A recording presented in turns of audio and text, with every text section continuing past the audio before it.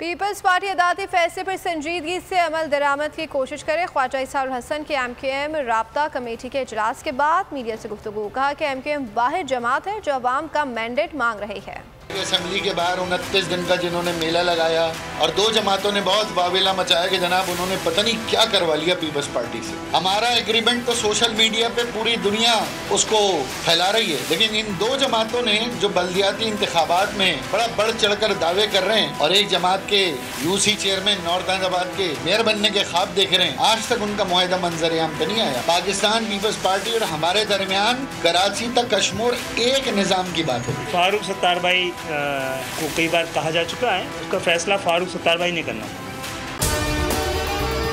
अगर आपको हमारी ये वीडियो पसंद आई है तो लाइक पर क्लिक कीजिए। एक बार फिर नंबर 1 बोल न्यूज ने एक बार फिर सारे रिकॉर्ड तोड़ दिए। सिकंदर सुल्तान राजा साहब ने मियां नवाज शरीफ से राब्ता किया और उनसे पूछा कि मेरे लिए क्या हुक्म है। बोल का प्रोग्राम अब पता चला। लाहौर के अस्पतालों में भी मसीहा नहीं फिरौन बैठे हैं। शाम 7 बजे की स्लॉट में सबसे ज्यादा देखा गया।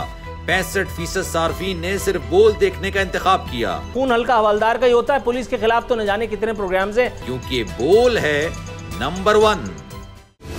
सबसे बड़ी कवरेज, सबसे बड़े पैनलिस्ट, हमने तो बड़ी PMLN के वार सहे, वो भी बिला वजह। सबसे ज्यादा रिपोर्टर्स। इलेक्शन कमीशन की जानिब से कोई इंतजाम इतने अच्छे तरीके से नहीं किए गए। बोल की रिवायत, सबसे पहला नतीजा। अहम खबर है बहावल नगर भी कप्तान का PTI कामयाब, मुकम्मल गैर हतमी गैर सरकारी नतीजा सिर्फ बोल न्यूज पर। लम्हा बा लम्हा इलेक्शन की खबर सिर्फ बोल पर।